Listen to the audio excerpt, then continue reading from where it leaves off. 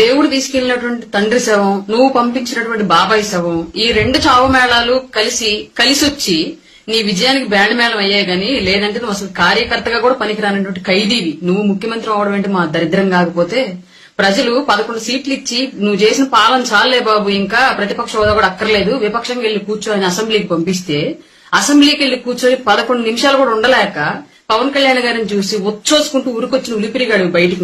నువ్వు కూడా పవన్ కళ్యాణ్ గారిని మాట్లాడమేనా? 11 సంవత్సరాల పాటు అధికారం అంటే ఏంటో తెలియకపోయినప్పటికీ కూడా పోరాడి నీ ప్రభుత్వానికి తొడగొట్టి నిలబెట్టుకుని పార్టీని ఇవాళ రాష్ట్ర ప్రభుత్వం యొక్క గెలుపుతో పాటు కేంద్ర ప్రభుత్వంలో కూడా ప్రాతినిధ్యం వహించేటటువంటి వ్యక్తి పవన్ కళ్యాణ్ గారు.